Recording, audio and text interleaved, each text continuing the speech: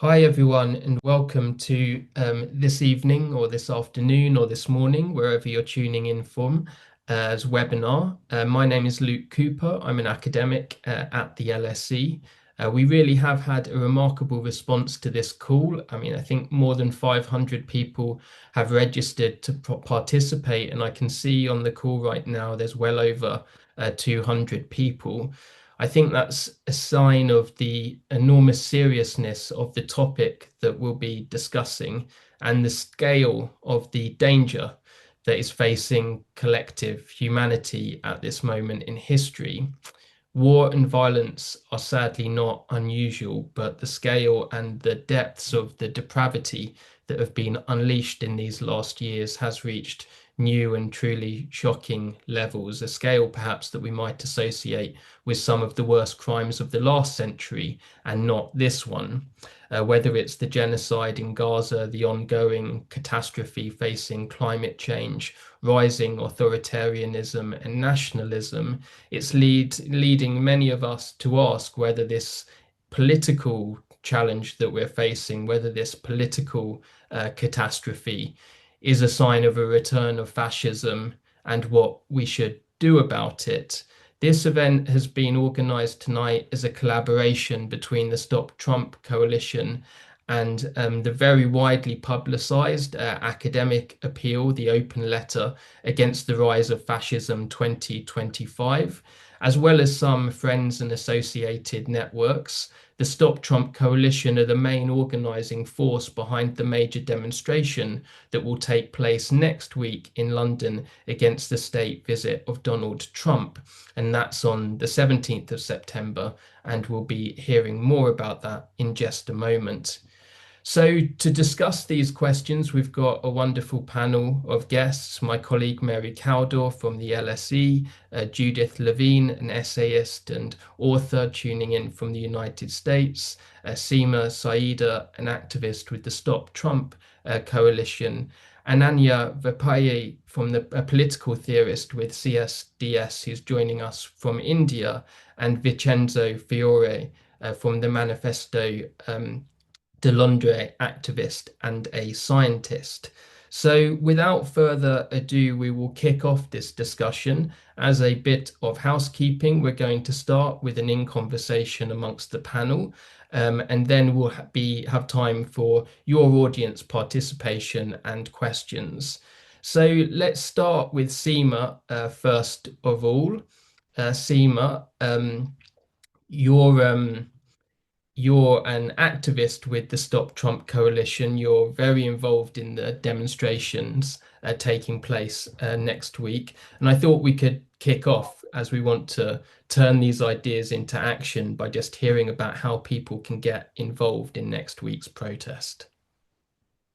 Thanks so much, Luke. Yeah, so we've been having a really, really busy time preparing for the arrival of Donald Trump, who will be here on Wednesday, the 17th of September. And the protest is at 2 p.m. Outside the BBC. That's where we'll be assembling. And then we'll be marching to a rally at 5 p.m., which should be at Parliament Square. And if you follow Stop Trump on social media, it's at UK Stop Trump on Instagram. We're on Blue Sky and Twitter as well. And you sign up to the mailing list, which is stoptrump.org.uk. You'll get all of the updates and know exactly where you can join the big march and the rally. I also that sounds brilliant, and I think you're looking for volunteers as well, right? Exactly, yeah. So if you sign up to the mailing list, you should receive a link to a form where you can sign up to help us volunteer. We're looking for stewards for the march and the rally. We're looking for people to help with making placards. We're looking for people to help with first aid. So it would be really, really great to have as many people as possible helping us to build this mobilization. And it's really, really important that we do have a big mobilization because obviously, as many of us can see, Trump is the global spiritual leader of the far right. He's unleashing this horrible trade war against the entire world. And I apologize if you hear any background noise because I'm currently. No, you're absolutely Okay. fine. Don't worry. Okay. So if you can really help out, that would be great. And I also wanted just to Yeah. ask you, look, in addition, you've also been sounding the warning around a rise of fascism for some time now. A few years ago now, I think in 2019, you co-authored the book with the late Neil Faulkner, Creeping Fascism. You've been proven, unfortunately, grimly correct in that prognosis, as the scale of the reaction in that time since has just become worse and worse. So I mean, I can imagine you don't take heart in being right on this, but can you give us some of the top lines of that analysis and what you think it means for right now?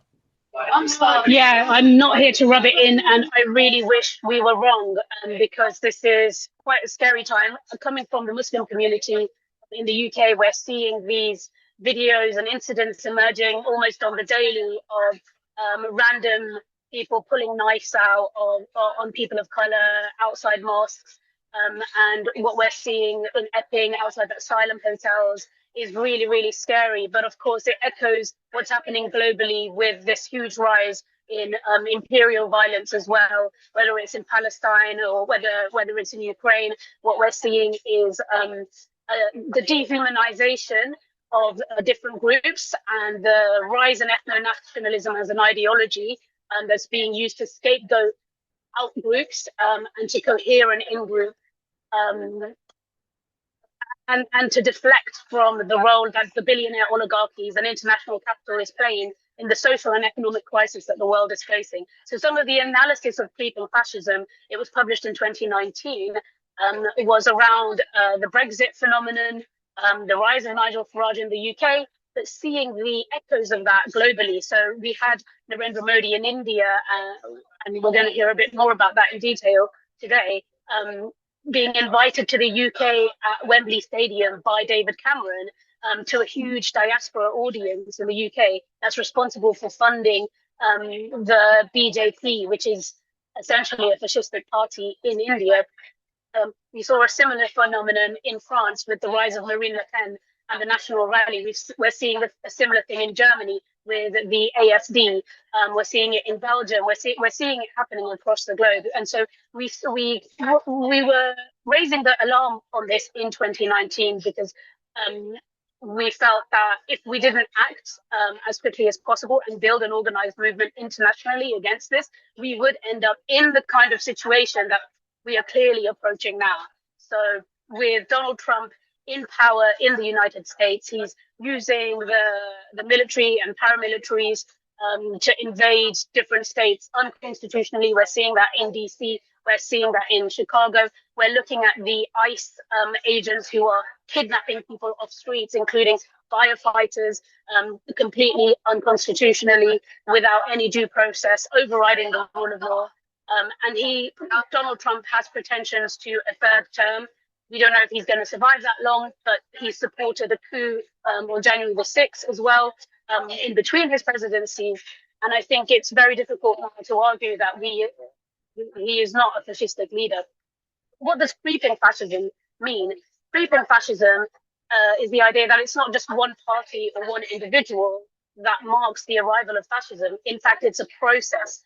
And so if you look at what the Labour government in the UK is doing right now, it's using hugely authoritarian and repressive measures, for instance, the prescription of Palestine action, to repress protest and to repress dissent. And as they're trying to suck up to Donald Trump and to try and placate him in terms of his trade war and to get trade deals with him as well, they're also echoing some of his policies. Similarly, with the rise of reform, they're capitulating to that rhetoric and announcing more and more harsh migration policy, for instance, the ending of the family reunification scheme, releasing videos of horrible immigration raids, invading barbershops, invading our local communities. So we cannot see this as simply, oh, it's just reform or it's just Trump. We are seeing social democratic parties copying this and also institutionalizing fascism. So I've talked for quite a while, and there's so much more that can be said about this. But ultimately, I think the drive towards the far right is coming from the economic crisis. It's coming from the financial crash, austerity, the cost of living crisis. This is pushing people towards either the right or the left, and we're seeing the center kind of following out of its support. For me personally, I think we have to support the radical left and its propositions for systemic economic change, not just tinkering at the edges, but dealing with the bond markets and the financial markets, who they attach Liz Truss's budget, and they would do the same for a radical left budget. So new visionary ideas that will bring systemic economic change, but also systemic international change, where we build a global international struggle against this failing world order and put forward something alternative that challenges ethno-nationalism. Thank you so much, Seema. There's so much there. And I think in your reference to what's happening in the US, that's like a really important and good segue to our next speaker. So, Judith, I think for those of us based in Europe, and I think we have a very international call, that might not be the whole audience, but I mean, sometimes it's hard to keep up with what's happening in these first 200 days or whatever it is now with the Trump administration. It seems like horror after horror after horror. So can you give us some of the top lines of what's happening and how we should read this situation? Well, thank you, Seema, for doing some of my task. I was a little overwhelmed by having to explain everything that's happening in the United States within 5 minutes. You asked what was the plan of the administration. And I would begin by saying first, what is the administration? The administration now is a group of Trump's sycophants and amateurs. So the administration is Donald Trump, essentially. All of the first thing that they did was to destroy the professionalized, independent federal bureaucracy, which are responsible for not for enforcing regulation and also for distributing resources in the form of benefits and services to the people. And what they've done now is just to get rid of all those people, get rid of all the watchdogs, and then to corral those resources for themselves. I agree with Seema that this is a response to it's a response both to the failure of late capitalism, and it is also an effort to kind of reap everything they can from it in its last, we hope, dying moments. And so, there's always the question, is fascism an ideology or is it a practice? It's not always the same every place or in every era. And I would say that, Seema's explanation, very good and full one, is mainly the materialist explanation for what is going on. And what's going on also, as you also alluded to, in the United States is a social and ideological transformation. I mean, what they really are calling for is a revolution. They use the word revolution. So the administration, if you think about the sort of what I would call a fascist coalition, it also is, there are many different things that are happening. So there is the deregulation, which I think everyone is on board with. There is the attack on immigrants and people of color, queer people, transgender people, women. And that has one function, which is to consolidate, to mobilize consent and support, social support from his base. And also and this fascism always does this, is to deputize certain groups of people to commit violence against other groups of people. And that also brings with it not only a psychological reward, but can certainly in the future bring economic reward as well. They're giving ICE new recruits, they're giving them $50,000 signing bonuses. So there's more than it's more than just being a big macho guy, you get money for it as well.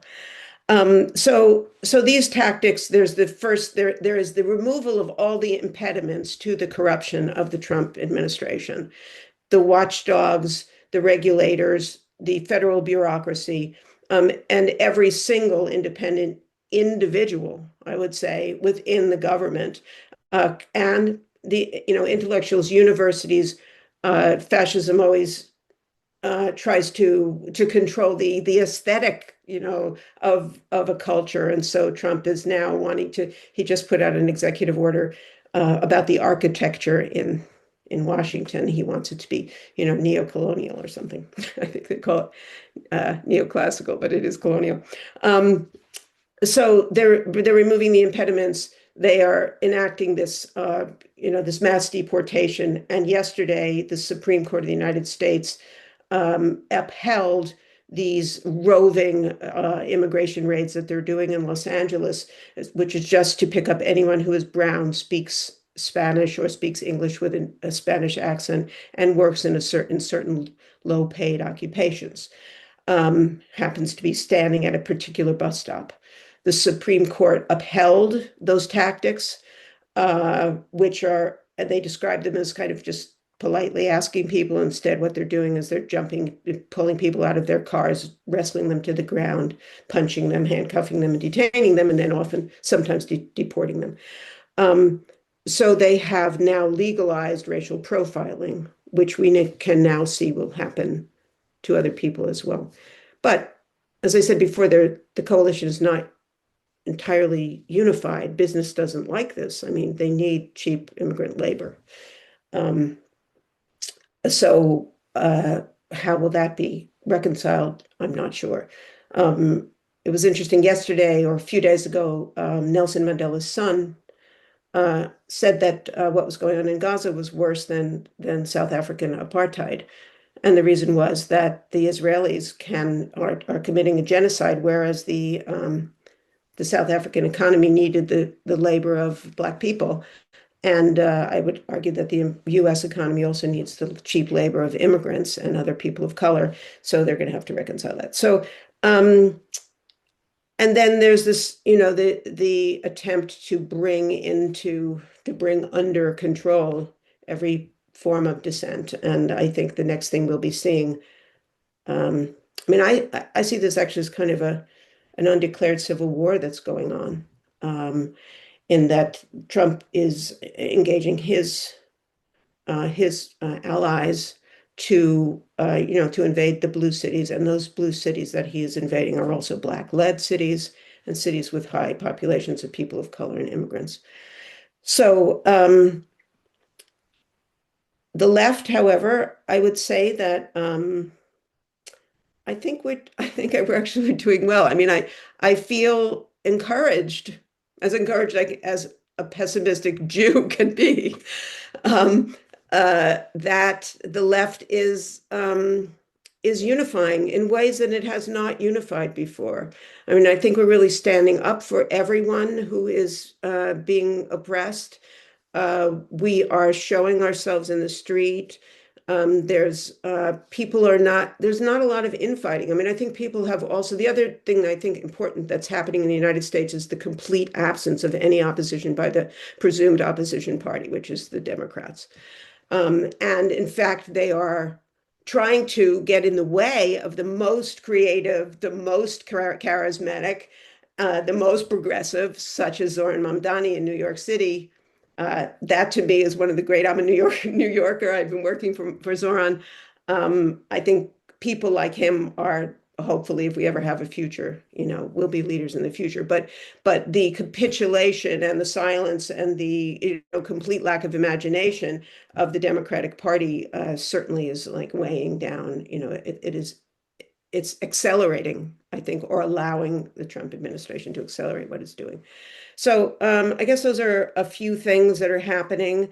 I don't know that. And the last thing that they're doing is to eliminate science and eliminate any kind of statistics so that we will have no record of what's going on. They're destroying the climate recording satellites. I mean, I think they're going to shoot them out of the sky or something. I don't know what they're going to do so that there will be no record of climate change in the entire North American continent. And they are firing everybody who puts out negative statistics about the labor market, about climate change, about the economy in general. So, and that's the other thing that fascists do, is that they just completely control the information that comes out. We still have the internet. They can control that. They can block it. So I would say that the bright spot in this and this panel, I think, is evidence of it, is that there is a growing international movement, and there is a movement in the United States which is kind of managing to keep itself together and feeling a great urgency. And out of that urgency has come, instead of conflict, has come unity.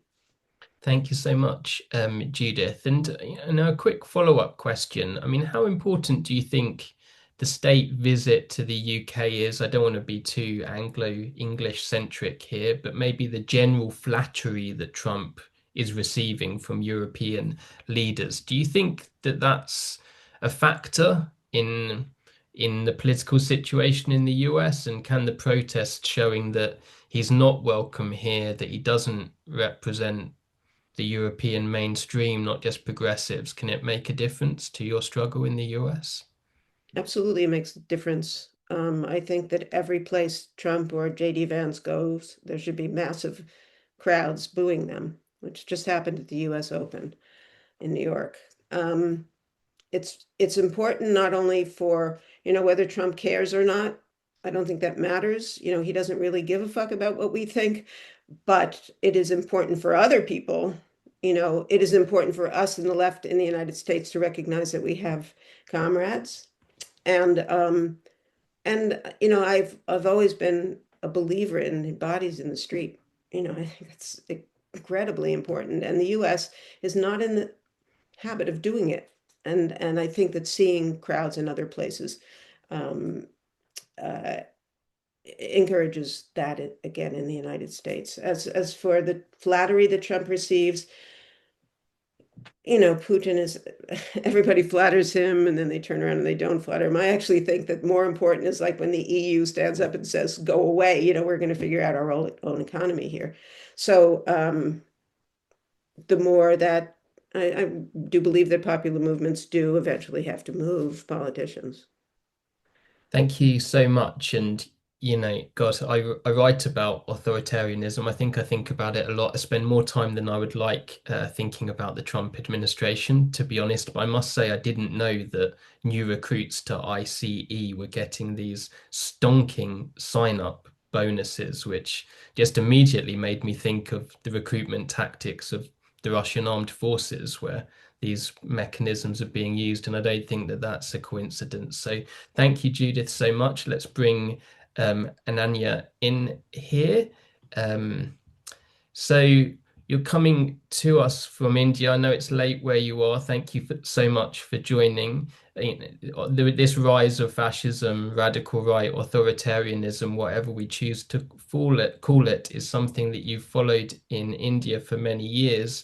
You've recently described in an article for Bloomberg how India's great cities are today being transformed from their complex, multi-religious character into a sanitized, monochrome Hinduism. I think I'd be really interested to hear from you in terms of what features and differences and parallels do you see in what we've heard about Trump, and how do you also analyze, I guess it's two questions in one really, this surprising fallout that's occurred between Trump and Modi, who are seen as incredibly close allies and ideological co-thinkers, but now India has a 50% tariff on its trade to the US, and there seems, if I'm, correct me if I'm wrong, but there is now a sort of upsurge of anti-Trump feeling in India to some degree as a result. So really good to hear from you on these issues.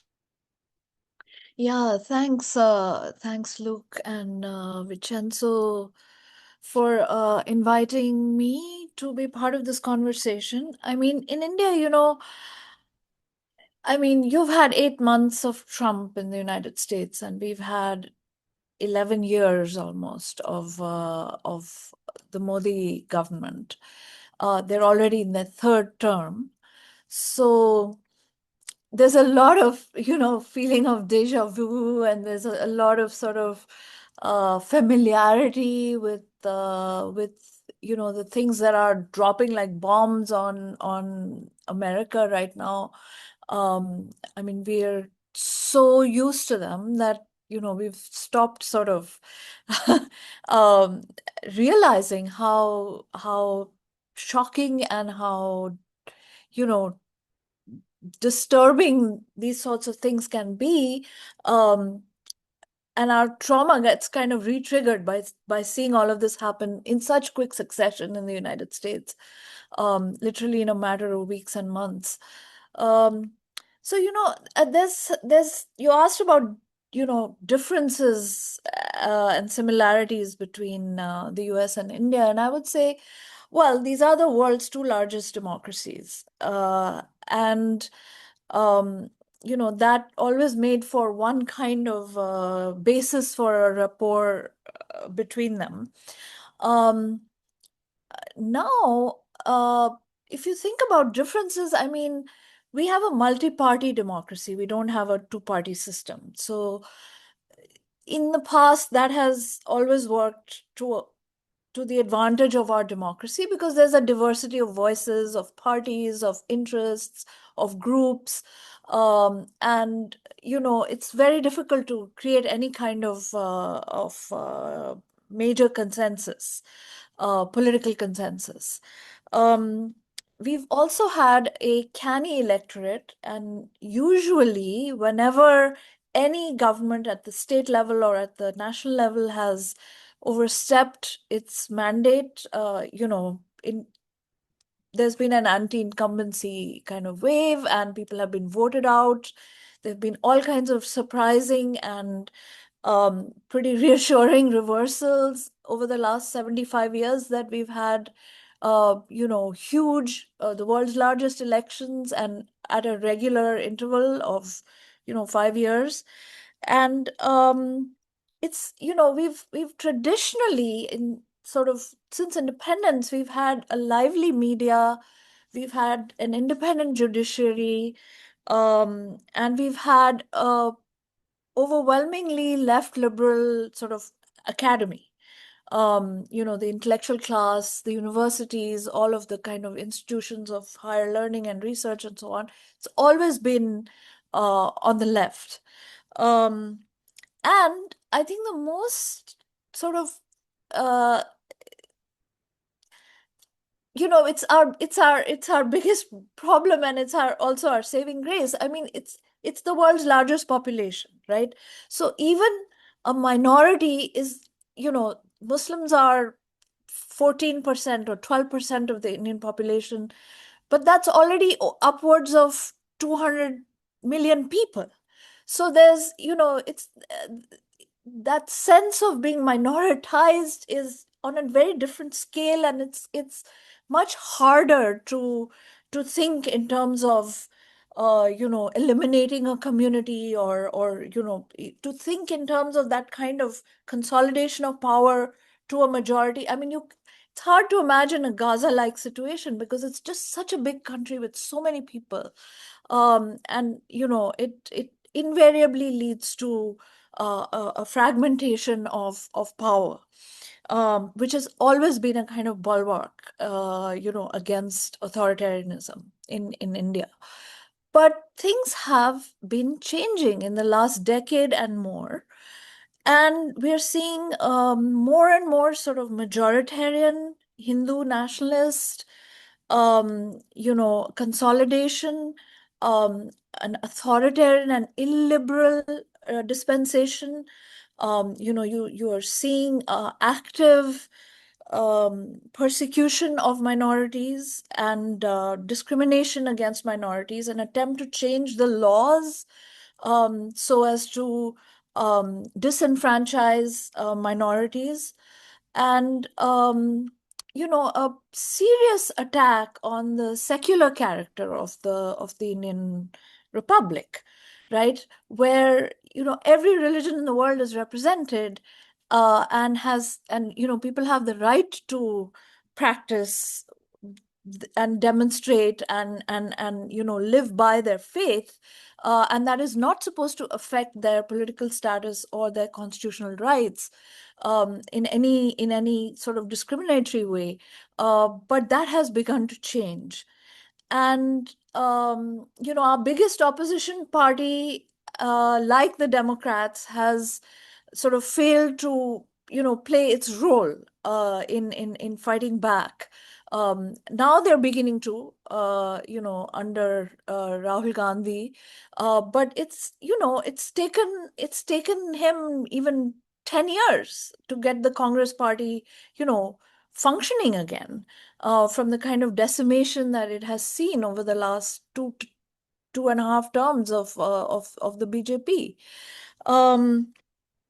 And I think the most worrying thing for us over the last, since 2014, essentially, is that the press, the media, the judiciary, the universities, the dissenting segments of the public, civil society, non-profits, NGOs, every sector where you could have any kind of dissent, any kind of ideological variance from the party line of the ruling party, that has either been captured or infiltrated or silenced, right? So our universities have systematically been taken over by the right.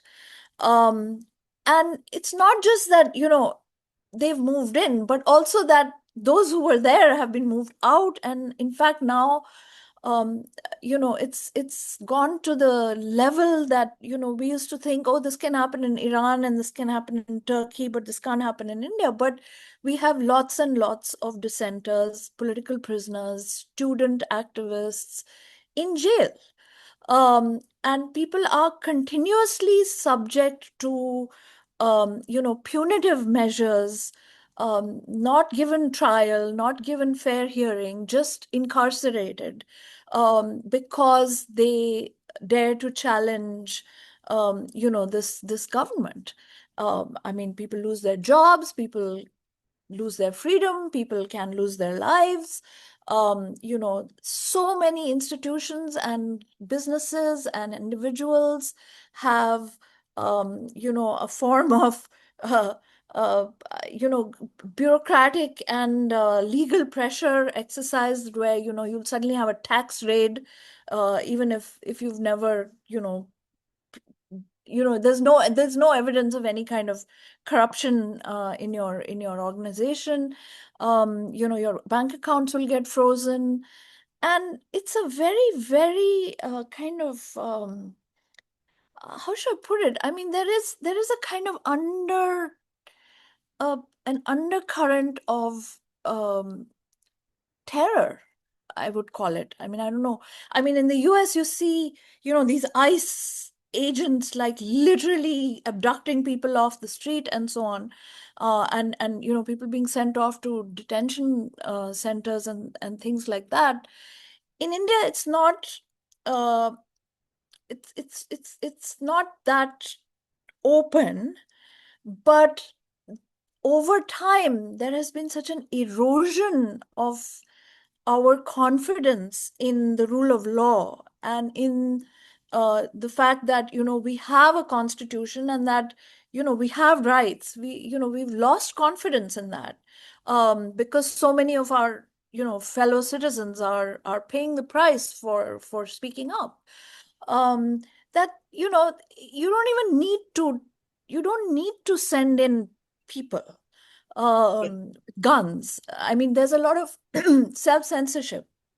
I There's a would lot I would add there's a lot of Ananya, opting that out. Yeah, I just wanted to, yeah, that's it's all. I mean, happening in the United States too. you The know, universities, exactly the same things that you're describing. yeah, In I the know. universities, the law schools, the cultural institutions, NGOs, all of that have And been, people, yeah, people respond in different ways. I mean, I'm yeah. not I'm not judging. So some people think, okay, it's better that I keep my job so that I can make the difference where I am, rather than make a big noise and end up in jail, right? And that's fair enough. Or people think, okay, we'll ride this one out. We'll keep our heads down. We'll cooperate. And you can see the kind of drama play out in miniature form. If you think about the difference between how Colombia has reacted to Trump's threats versus how Harvard is reacting, and so on and so forth. I mean, there are different approaches, and that's true here too, right? I mean, you have to pick your battles, right? And in the end, you have to say, well, at least I can do this. But the overall slide away from the kind of proper democratic public sphere that we had, even as recently as, I don't know, 2012. It's a different world. I mean, this country has changed so much that now one wonders if even a change in government will actually bring back what has been lost. And there's an entire generation of younger people, first time voters, people who are still in school or university, who've only ever had the changed syllabus, who've only ever had the doctored textbooks, who, have no sense of a prior history, which even our generation had in our childhood, in our student days, of certain sort of commonly shared norms and values of pluralism, of toleration, of secular, kind of, the possibility of living with difference, and doing so in a peaceful form. There are youngsters today who have no exposure to that. So why would they not grow up thinking that India is a Hindu nation, right? And that is what is so frightening, especially for those of us who are in academia, because we deal with young people, we teach them, and we know that we already can see that they're not going to have the kind of education that we had. We're not going to be able to give them what was given us by way of robust institutions. And that's really very, very disheartening. I think for an academic, that's the most disheartening thing. Mm. I was in Bangalore earlier in the year, and in some of the conversations I had with at the university I was visiting, I was really shocked that colleagues were telling me that it would be, in quotes, impossible to organize a demonstration for Palestine like you have in London, in India at the Yes, moment. actually, I'm glad you pointed that out, because, traditionally, India was a big ally of the Palestinian cause, as it was against apartheid, as it was, it was always on the right side, you could say, when it wasn't on the right. But right now, we have the finance minister of Israel, this guy, Smotrich, who is, I mean, he's so far right that he makes Netanyahu look, moderate. And he is in India and he's talking with our finance minister because India is doing so much business with Israel. And a lot of that has to do with defense and technology and so on. And, India has been the one, deafening silence at all the international fora where they have called for an end to the genocide, an end to supporting this war, any kind of appeal for international justice, the UN. I mean, earlier India would have been at the forefront of a call for justice. And now we've just opted to be quiet, not neither for nor against, right? Which is the worst kind of, immoral position to take, in my view. Um, and it it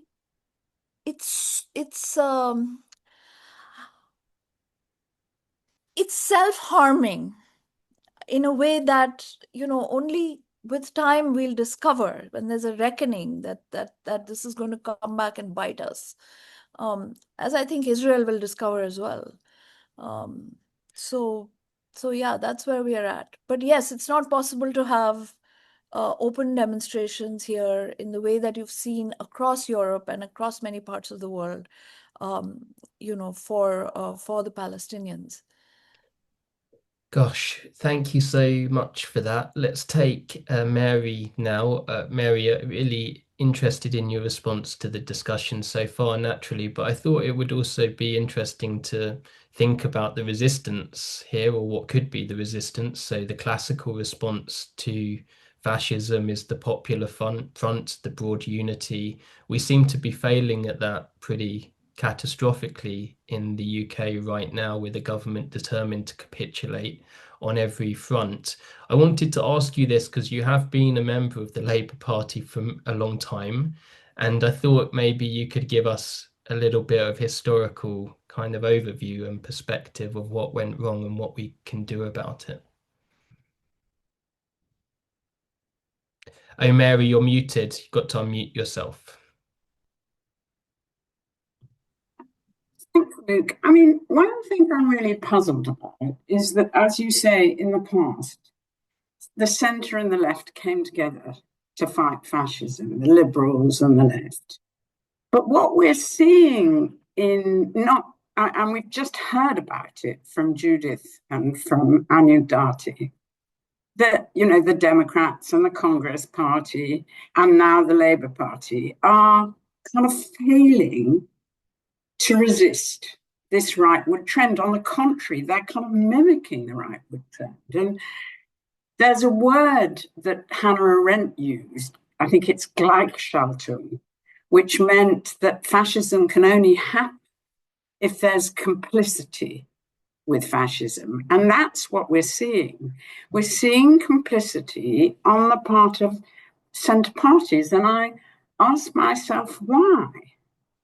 And in the UK case, it is quite extraordinary, because what Keir Starmer did was essentially a coup. He stood for election as leader of the Labour Party, promising to keep all the policies of Corbyn, but not be Corbyn. And we all went for it. We all thought Keir Starmer and Angela Rayner would be the dream team that would win for the left. And as soon as he got in, he purged the left. He moved dramatically to the centre and purged the left, and is continuing to do so in really shocking ways. I mean, I remain in the Labour Party because I hope we can somehow change.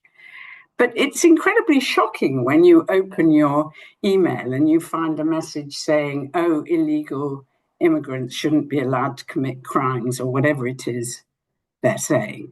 They're complicit in this horrendous anti-migrant stuff which Seema so vividly described. And so, I ask myself, why has this happened? And I'm sitting here actually in France and not in Britain, and Macron is exactly the same. I mean, why is he so determined to keep the left out of politics when it could save him? And why is he so determined not, he reduced taxes on the wealthy? Why does he think that is his signature policy and he mustn't reverse it? And I keep thinking about it, and I think it does have to do with the hollowing out of political parties that has happened over the last few decades. The political parties used to be places where people debated politics. If I joined my local branch, which I did 60 years ago, I had the chance of putting a resolution into the conference. Now the party machines are nothing but machines for winning elections. And part of the story is they established this sort of technology of polling that kind of produces a sort of echo chamber and makes them, for some reason, they seem to believe, I don't understand why, that the majority of British people are anti-migrants. I don't know how they got that belief. So part of it is this hollowing out to become, and the way in which it's become so authoritarian. The leader has so much power. Part of it is, I do think, the rise of oligarchy, the rise of very rich.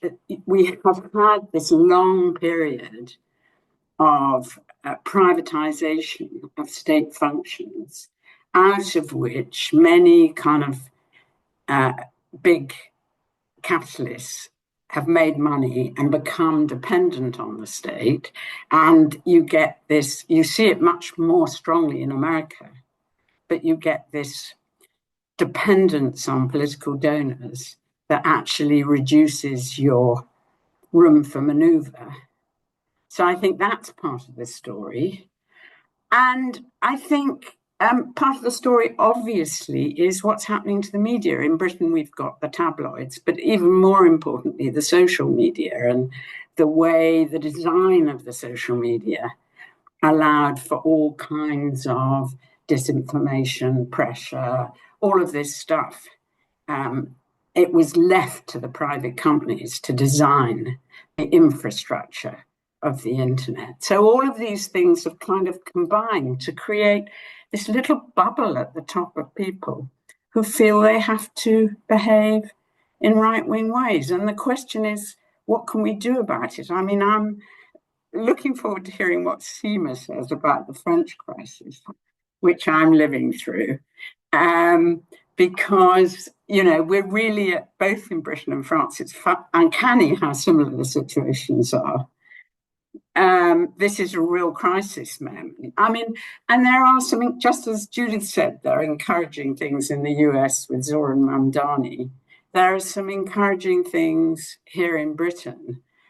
I've just joined this morning this new organization called Mainstream, which is, actually, Luke said he thought it was a terrible name, but I've been thinking about it, and I actually think it's rather a good name because we are the mainstream. I mean, just as you described in India, most people do want, it's not true that most people want a nasty authoritarian xenophobic country. Most people want the opposite. So I think we are the mainstream, but how is it that our politics have been hijacked?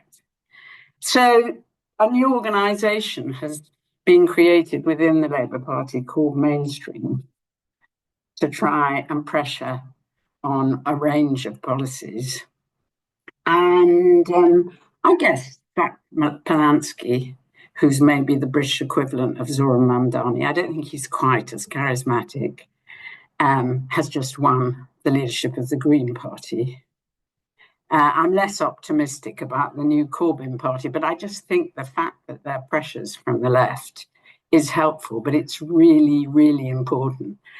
And I would go on, but I know that's your next question, so I think I'll probably stop here to say that I think none of this can be solved without global cooperation. This is a global problem. It's not national problems. And, you know, our big problem is thinking in national little holes. Great, thank you so much, Mary. So that was terrific. I just wanted to alert colleagues on the call. There's lots of information on the chat. Thanks to Katie for posting some details in the Q&A, but I've now posted it in the chat about an upcoming another upcoming demonstration this weekend against Tommy Robinson's big far right march. And I also wanted to... Can I just add one thing, Luke? Yeah, I sure. think what's really significant about the mainstream and about opinion is that whenever the far right call demonstrations, there are counter demonstrations 50 times as big. And Well, it really shows. let's hope that that remains the case this Saturday. So Stand Up to Racism have organised that protest. Yeah, and there are some more information there in the chat. There's still more than 270 people on the call. There's loads of great discussion in the Q&A as well. Loads of people planning to go to the anti-Trump demo. So that's really great to see. I want to bring in Vincenzo now. So Vincenzo, you were the organizer of the recent letter against fascism from intellectuals coinciding with the 100-year anniversary of the rise of fascism in Italy, and a famous letter that was put out by Italian intellectuals at the time, it really got remarkable coverage. I mean, you can find all of the outlets that it was published in your website online. I'll post details of it in the chat, but Washington Post, Guardian, Liberation. So the letter clearly struck a chord. And how can we, moving to the second part of the discussion, can you tell us about the letter and what international cooperation looks like in this moment? No pressure.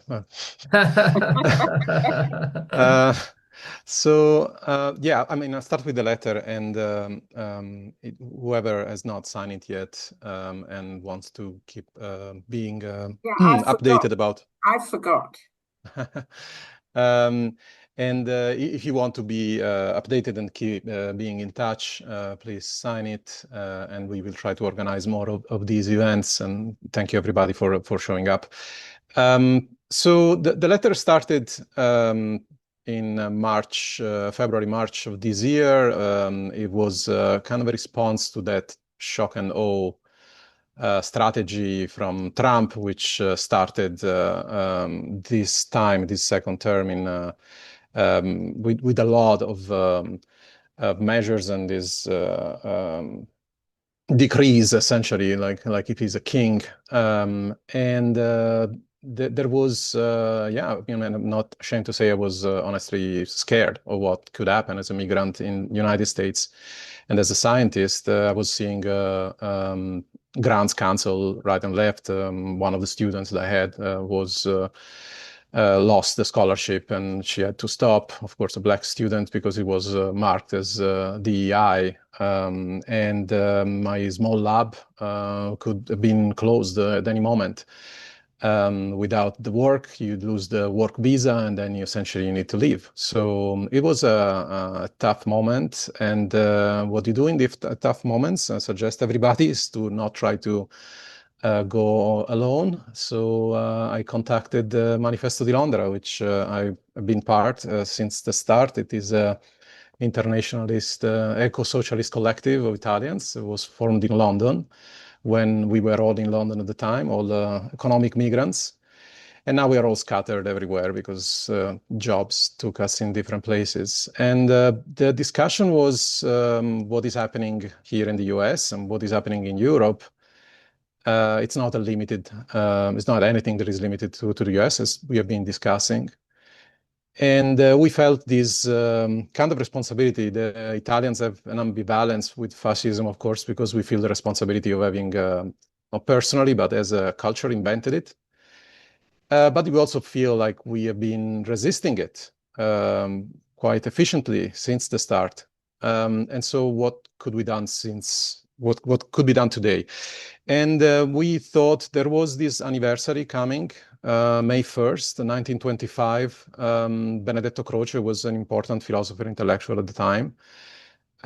He wrote a letter which was signed by many poets and academic and people from mostly liberals, would say liberal in the sense of centrist political settings, political state of mind. And they were, the main objective of this letter was really to just deprive fascism of their supposed root. So fascism everywhere in the world really has this tendency of trying to say that they are really in continuity with this golden era of the past, which is a mythological era that doesn't exist. And they were doing the same. I mean, they were the first doing it in Italy. They were saying we are in continuity with everything else. And so all these intellectuals, they said, that's not true. You are a completely new thing.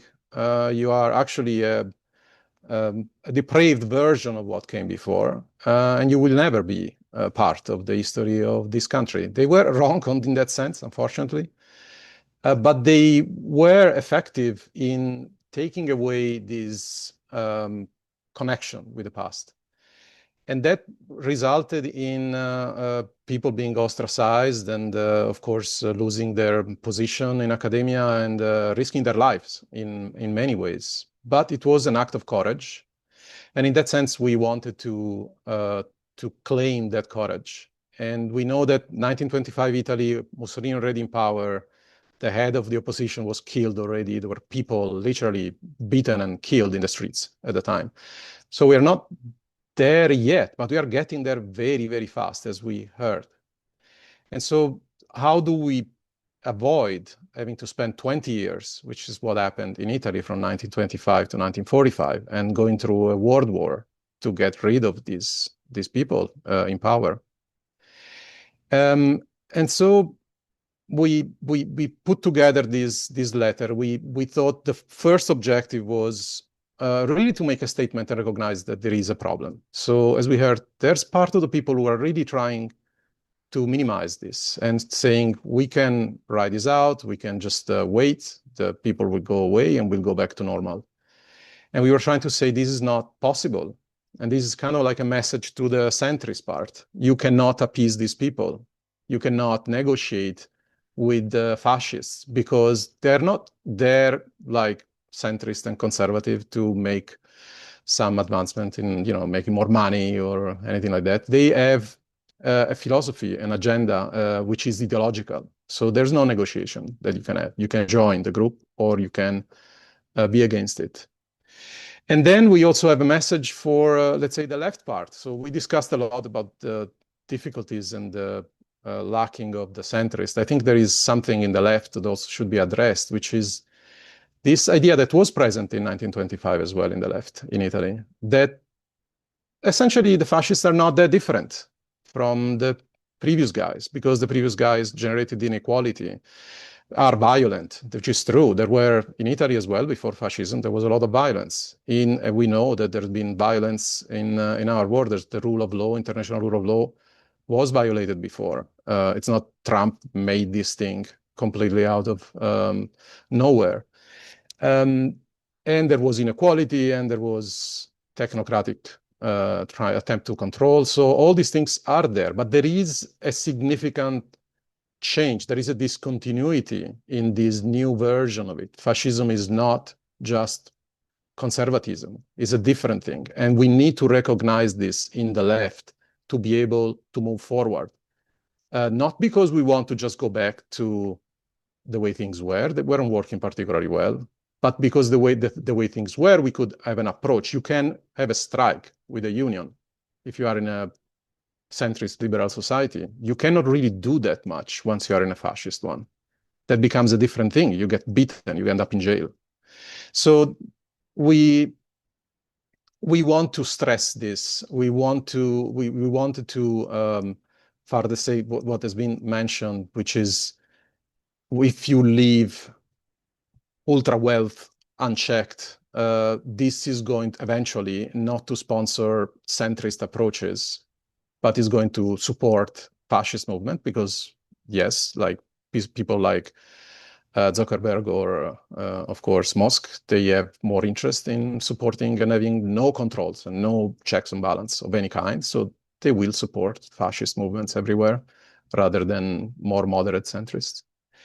And we tried to put together a network. Of course, we were not sure how this would go. We started sending, I think, 1,000 emails in a matter of a few days, a few weeks. And the result was overwhelmingly positive. We had some criticism, of course, all legitimate. But a lot of people responded positively. A lot of people signed this. There is a lot of desire to put together energies and strength, not to be isolated, not to carry out this fight alone. And we need courage to do these things because we are exposing ourselves. The moment we have our name in a list, we have seen in the United States, people have signed up a letter and then been fired. That happened. But the thing is that there is no way, there is no other way to prevent a descent into this system. We need to contrast every single centimeter, or for our American followers, inch, and prevent these people from having just an open field and just keep steamrolling with everything. They need to be slowed down. Even just slowing down is a victory for us. And meanwhile, we need to organize. I don't know how we can do that effectively. What we have done is just getting contacts, and of course it helped to have famous name, 30 Nobel Prize winners signed a letter that gave us the possibility to go on the news in 15 or even more news outlets around the world. And that's a start. I don't think, of course, this is a solution, but it is it's one of the many attempts. There's so many different networks that are forming right now. I think our work is to put these networks together and to try to find a way that keeps building what worked in the past, which was these popular fronts without abandoning a left perspective in our case. So it doesn't mean that we need to go back, as I was saying, to the old way, the way it was, everything was, because it wasn't working particularly well. But we need to be able to create a mass popular movement without opposing every single of these governments that are everywhere. And in Italy, I mean, we are definitely well advanced. We come out of 30 years of this kind of stuff. And it's low descent, but it doesn't stop. So it's a tough fight, but it's one that we can fight and win. Great, thank you so much, Vincenzo. I think now would be a good opportunity to go back for a second round. I also just want to urge people on the call, you can ask questions using the Q&A function. There's quite a few in there. I just want to ask our panel, first of all, though, what does international cooperation look like? How do we build that international movement? And maybe we can go to Seema first. Thank you. So I think international cooperation is something that needs to be done in the material sense. So when there are struggles happening on the ground in different places, for instance, Sudan hasn't been mentioned yet, but it's one of the biggest humanitarian crises in the world right now. There are many, many different mutual aid groups who are providing support in local communities, but we don't hear so much about them, and we're not necessarily connected with them. Making that material connection and then doing solidarity fundraisers so that those groups can be strengthened on the ground and provide what they need to provide and develop their civil society strength is really key, I think. One of the organizations that I've been involved with recently is called the People's Want, and they're trying to bring together different groups from all around the world who have been involved in, for instance, the Arab Spring, in Sudan's revolution, in Bangladesh's recent revolution, in Sri Lanka's revolution as well, because actually there's been a lot of change and tumult happening around the world, which hasn't all just been reactionary violence. It's actually been strong social movements from the ground up that have challenged the political status quo. And what we're seeing is that they're happening in an isolated way in different national contexts. And then often they can get co-opted by armed forces, or there's a military coup. So I think being able to actually think big and look at that global vision and see how we on a local level can actually connect to that is really useful. And it's really interesting, for instance, to look at the example of India and the BJP, where so much of their funding does actually come from ordinary wealthy Indian citizens diaspora in the UK. So we can actually use our some of our wealth here. I know we might all be very, very rich to actually fund and support civil society movements around the globe fighting authoritarianism. And I just wanted to come back on a few questions because I know, Mary, you were interested in what I was thinking about France, because I'm about to go to Marseille right now. And basically the French government has fallen, and there's going to be a mass mobilization tomorrow to block everything. So it's going to be an attempt to recreate kind of what happened with the Gilets jaunes. So what's happening, it's not just about like political and electoral gains for the left. It's also about mobilizing mass movements on the streets so that they can also then be ready to counter the fascist mobilization on the street. So in the UK, I think we're quite behind on that kind of thing. I'm hoping that the protests against Robinson on the 13th and the Trump protests will be mass, And then hopefully that can then move into local community organizing, where people can mobilize on the streets wherever the fascists are mobilizing and block them and stop them.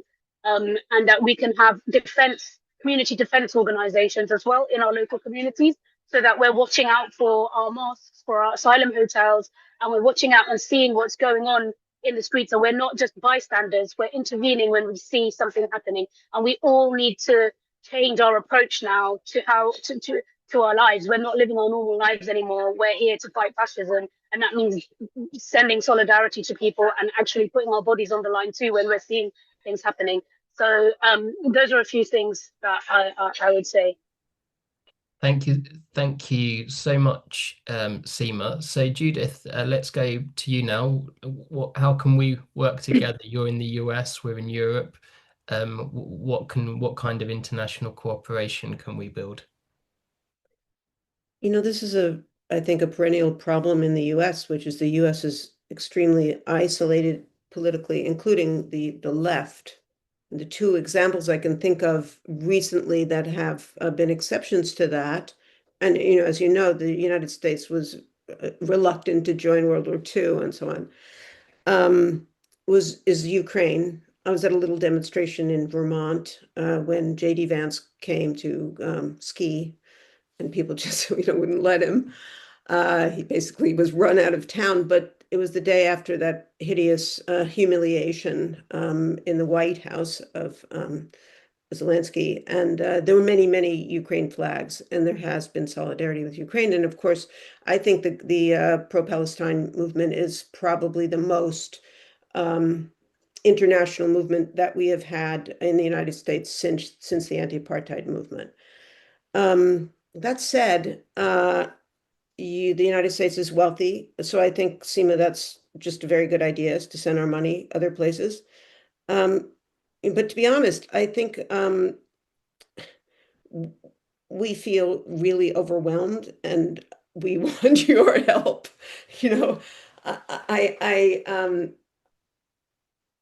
I don't have an answer for this. I think in Europe it's somewhat easier to do, just simply, because you're closer, you can get on a train.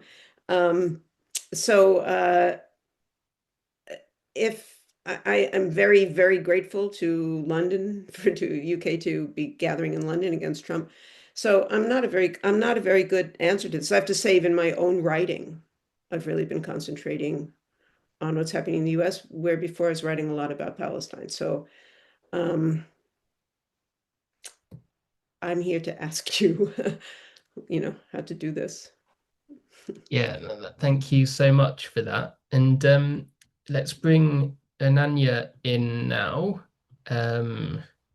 So, what does international cooperation look like? We're even further away from India than we are from the US. It's not easy, as Judith says. There was also, if I could just tag it on, because we want to get some of the audience questions in, there was an audience question as well from what has been the impact of the new citizenship law in India. This was one of the signature policies of Modi's government, I think. And could you tell us a little bit about that, and how has that affected things? I think an attempt to create two classes of citizenship in effect. Yeah, I mean, one of the ways in which actually I'm very sort of I think this possibility of international solidarity, which is, it seems like common sense, and it has worked historically in the past, in every such moment that we've experienced in the modern world.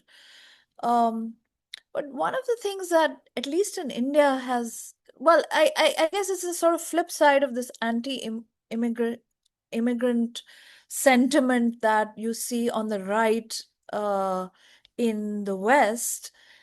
In India, there's this sort of, coming from the government, there's a deep suspicion of international relations, you could say, right? And so if you seek international solidarity or you get international solidarity, for example, in the first Modi administration, we had a lot of campaigns where people would sign on from, American universities, speaking up for Indian academics or Indian journalists or Indian students who were being, silenced here. We would get, signatures from the West, and that would sort of bolster the protest here. But now the government has weaponized this, and they say, well, this is what we've been saying all along, is that you're anti-national. You are you're working with these foreign powers to destabilize Indian democracy, and you're essentially a danger to the Indian state because you have these foreign hand these interfering and mischief mongering forces that are trying to weaken India and trying to break India up, and that are anti-Hindu and so on and so forth. So international solidarity gets sort of turned against those who are trying to build it in the name of a broader democratic movement, which is transnational or international. That's one thing, and the other thing about, connected about these new laws around citizenship and identity papers to show nationality or to prove your citizenship and so on.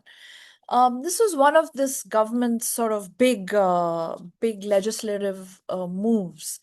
And when they first introduced this Citizenship Amendment Act in Parliament to try and create a national register of citizens, we've never had this kind of, we've never had a very strong state. So most people don't have any kind of basic identification, which is state given. And this has a lot of reasons. I mean, people are illiterate. They may not have a birth certificate or a school leaving certificate or a passport. They may not have clear title to property. I mean, it was all fairly informal up to a point. But now this government introduced this legislation, which essentially tried to create a national number, an identity number for every Indian citizen, which sort of presupposes knowing who is a citizen and who isn't, which then goes to the question of, like, how can you prove that you have the right to call yourself an Indian citizen? And some of the sort of fine print of this law was that if, for example, you are a refugee, or you're an immigrant from a Muslim majority country, or you are a Muslim, or you're any kind of non-Hindu coming from another country trying to get a refuge in India, you are not going to be given that refuge. Whereas if you are a Hindu or a Sikh and you're coming from somewhere and you're saying, I need to move to India because I'm not safe, then they will recognize you, right? So there's been a lot of persecution of the Rohingyas who are coming from Myanmar, or Bangladeshi immigrants, legal, illegal, formal, informal. I mean, there's a lot of cross-border migration on all of India's borders, right? So you have people here from Afghanistan, from Nepal, from Sri Lanka, from Bangladesh, from Burma, from, you name it. India's borders have been fairly porous historically. And also people have been under documented as a general rule for the whole population. So under the guise of trying to systematize and count and enumerate and provide with an identity paper given by the state each and every Indian, you are setting up new criteria for who's in and who's out. And invariably, the way that's turning out is to try and disown and disenfranchise minorities. And this is a terrible thing. I mean, it's absolutely catastrophic for, people in border states, and India has huge borders with Pakistan, with China, with Bangladesh. It's open on all sides, and people are coming and going for centuries. And now you are trying to really police those borders in a way that, makes India less hospitable than it ever has been. That's one thing, but also tries to regulate and define Indian citizenship along the lines of religious identity. And one religious identity, which is that of the majority community, which is Hindu, right? And this essentially leaves out millions of people, or it creates this kind of ridiculous discourse of deportation or detention or creating camps, or but the reality is that people have nowhere to go. You can't kick people out because they've been here for generations, and or in some sense they're already integrated. So where are you sending them to? Where are they supposed to go? And then if you're not actually physically sending them away, then are you rendering them second-class citizens, in various ways through various mechanisms, even as they are physically still present within the boundaries of this nation state? And this is completely against everything that is in the Indian Constitution, and that was envisioned by the founders. And a lot of it is illegal, so they're actually trying to change the law to make it legal, to make it legally possible to exclude people on the basis of their religion, their caste, their ethnicity, and all these other criteria, whereas our citizenship and our right to vote is supposed to be blind to these factors of your identity. So I think, for India, it's absolutely key to retain those characteristics, of Indian diversity and inclusivity. And those are being rapidly eroded, with the heavy hand of the Indian state. I don't know whether to call this fascism or not in our case. Um, I'm on the fence about that, but it's certainly very alarming, and it's terrible if you do belong to a minority community. It's become a genuine existential problem for minorities in India. Yeah, I was thinking just as you were speaking, and it relates to this question around international solidarity and coordination. I mean, we could never organize a big protest on the scale of next week's in London against Modi. And whether you're asking whether Trump is worse than Modi or Modi is worse than Trump, it's really the wrong question. I mean, they're both on the same trajectory for all the reasons we've heard.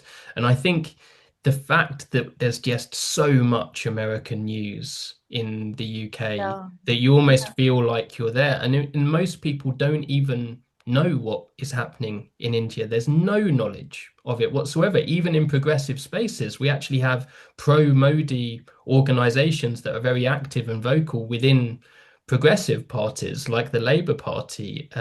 So there's a kind of normalization and whitewashing that's sort of fundamental to it for some reason, combined with just a basic ignorance about what's happening, I'll really. tell you, I'll just take 1 minute. I wanted to say that Mm. I was in England when Brexit was voted in, and then I was there when it was happening.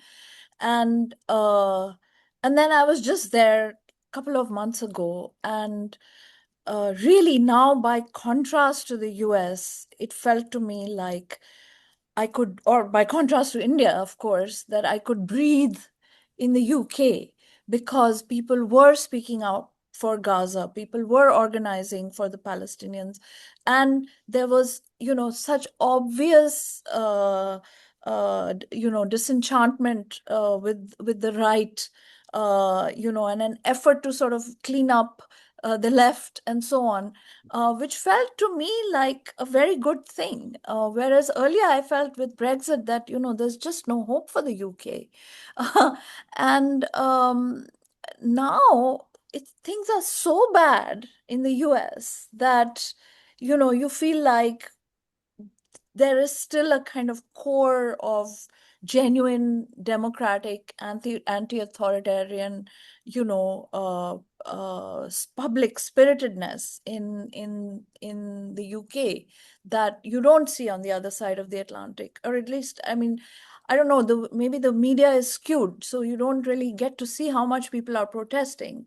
That's the other problem is like you don't get news of what's happening in India. We don't get news of what's happening, on by way of a pushback in other parts of the world. Well, one thing we can do, that we can all do, is just keep these conversations and discussions alive to share this information across borders and overcome our lack of knowledge about what's happening from one place to another. Mary, let's bring you in here. So we've just heard something nice about the UK. I know, I felt so cheered up. Cheery. Yeah, you wanted me to talk about global cooperation. Well, yeah, and to respond to the discussion. And to respond to the discussion. I just wanted to say one thing. Before I talk about global cooperation on movements, I just want to say that I don't see how we can solve any of the problems that have got us to where we are without global cooperation at an institutional level. I just don't see how we can deal with financials. I mean, it's ridiculous that most countries' economies are in hot financial markets. And unless we have a global regulation of financial markets, a global Tobin tax, speculation tax, unless we tax oligarchs and multinationals at a global level or regulate them, unless we do something about the internet and regulating it, we just can't solve the problems that have given rise to authoritarianism. So the first thing I wanted to say is that we just really need to think about how we do that, whether we, in Europe, we see the European Union as the opportunity to do that, although we're not doing very well at the moment. But how can we do that? So that maybe we can park that, but I just wanted to make that point. And the second point I wanted to make was about the real importance of global solidarity. When the 2011 Arab Spring happened, I felt very excited because it felt to me like 1989, which for me was the great optimistic moment of my life. And yet it didn't work. And when I asked myself why it didn't work, I think it was because of the lack of transnational linkages. And I think that is not fully understood, that was absolutely key in 89. And I was thinking about what Ananya said about foreign dubbing, people as enemies of the state because they receive foreign funding. That's what happened during the Cold War, which was anyone who was against nuclear weapons was considered a fellow traveler and pro-Soviet, and it was very easy to marginalize them. And anyone who was for human rights and democracy in Eastern Europe was considered an agent of the West. And what transnational solidarity did was to transform that by saying, and I noticed that Lynn Jones, who was a key person in European nuclear disarmament, is here. So hello, Lynn. By making the point which we made during the 1980s, that we were together for both disarmament and human rights. It made it very difficult for people to marginalize the anti-nuclear movement in the West. And it made it much more difficult in Eastern Europe for them to crack down on the human rights activists, because people in the peace movement like me and Lynn were saying, but how can you if you're for peace, how can you crack down on these people? So that transnational link was terribly important. And I think it was also very much related to international instruments. I mean, the fact that, I'm not going to go into the whole history of the Helsinki Agreement, but it was also true in Latin America, that Latin American activists were able to use human rights legislation to put pressure on their governments. And all of that was kind of lacking in 2011. In 2011, outside governments were more worried about their top-down support for dictators than they were about democracy and human rights. There wasn't the same domestic pressures in those countries, in Western countries, for example. And I think Seema's example of Sudan is a really important example, because it's just incredible the way the most amazing women-dominated democratic revolution was hardly reported on in the West and has been destroyed without anyone really talking about it. And the scale of the killing is, I think, something like 500,000. And we're talking about 60,000 in Gaza. I'm not diminishing for a minute, but I'm just saying how important that international awareness really is. So I guess, and I think it's also important not just to familiarize us, to put pressure on our governments and international institutions. There's a term in international politics called the boomerang effect, that you put pressure on international institutions and they put, that you pressure your own government by pressuring outside government.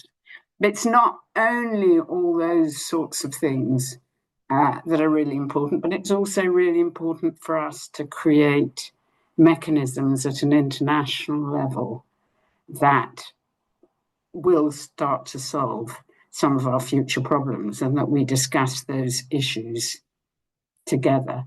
Just one last point. I mean, I think one way of thinking, I've been thinking about fascism and authoritarianism, is that it's a way of dismantling the mechanisms in our society for the non-violent resolution of conflict, whether we're talking about elections, courts, all the various mechanisms we have.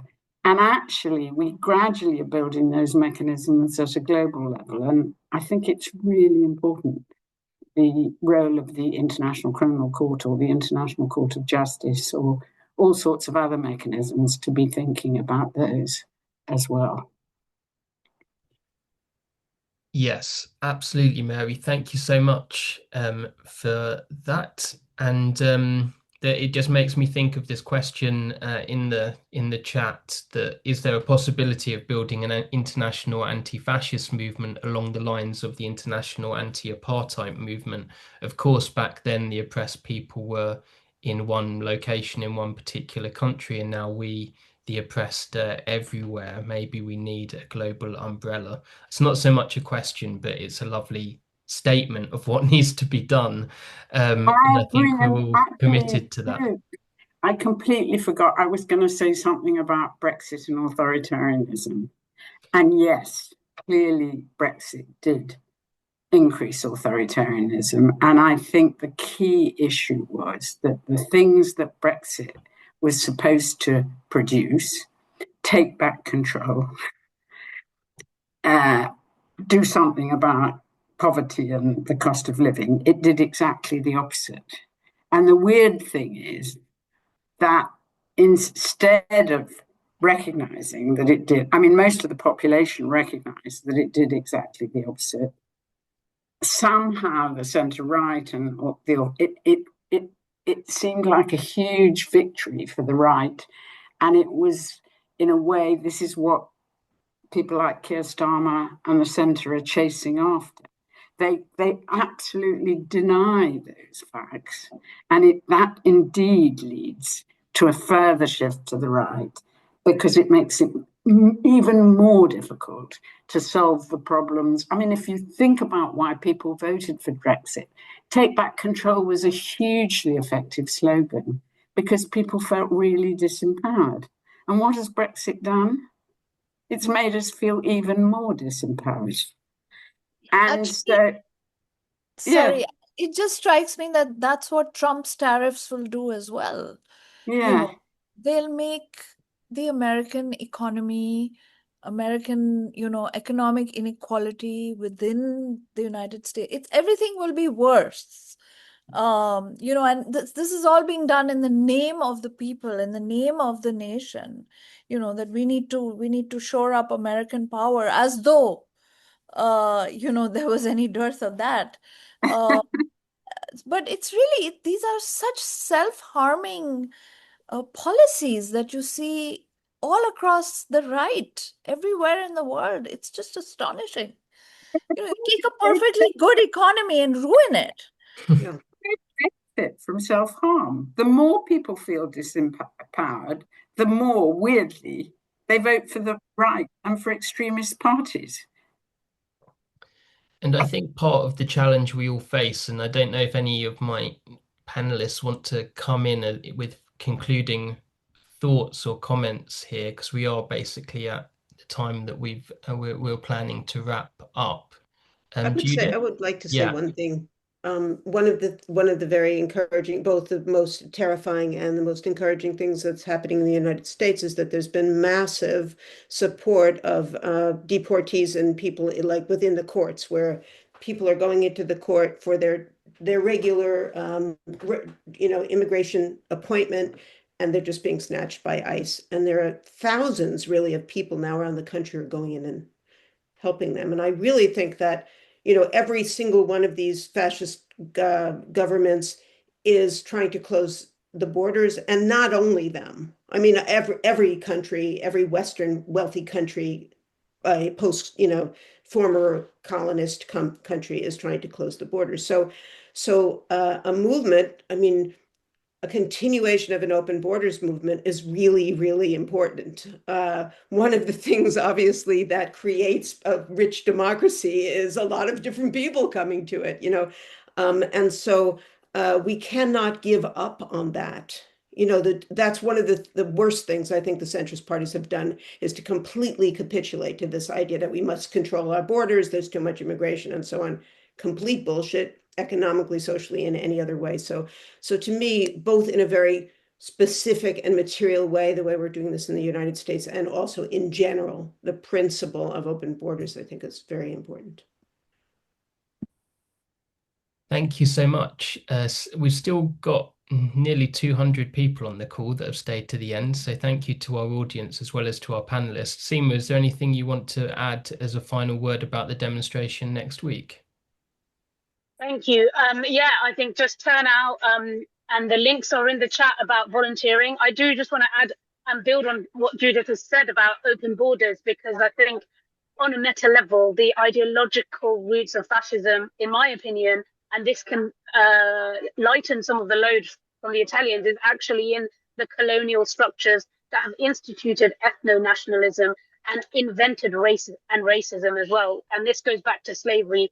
If you look up Emma Dabiri, an author, she talks about how, the inequality of the black and white races was invented around the time of slavery to justify the exploitation of black slaves and free labor.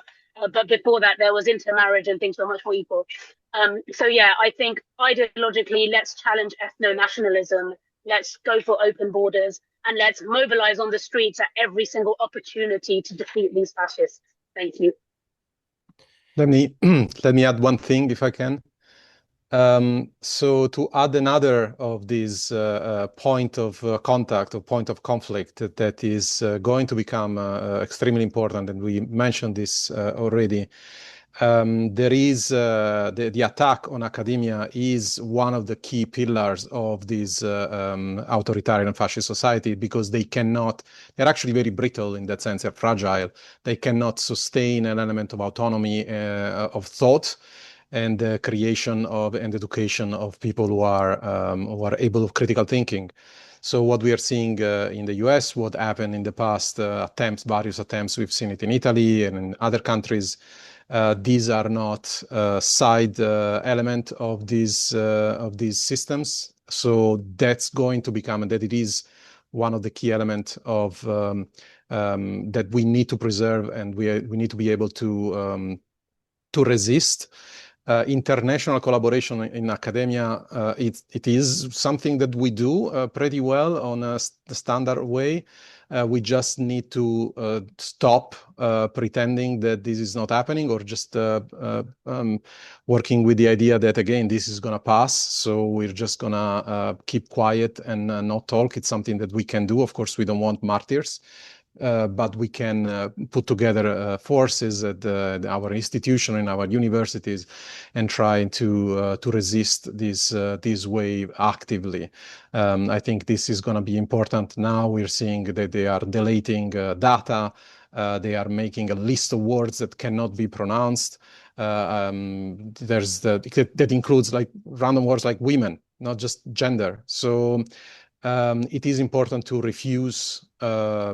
Again, not in an isolated way, because otherwise it's easy target, but collectively, and trying to resist and slow down as much as we can, grind them down in each single step in this direction. Thank you so much for that, Vincenzo. That's also a terrific point to end on. And I think maybe this is an idea to you, but it would make sense, it seems, for the letter to become some kind of, and all of the signatories, many of whom are academics, I know not all are, but to come some kind of new international vehicle for the defense of academic freedom and the public university, and the idea of the university that's so under attack. So yeah, I'll just let you think about that, I suppose. But I think it's much needed because it links to what Anya was saying about the situation in India and, of course, the United States. Yeah, why don't we make this a regular webinar? Yeah, thank you so much to my panel. Thanks to the audience. We'll wrap it up there, and we'll see you, those who can, on the demonstration next week. Bye, everyone. Thank you. Bye.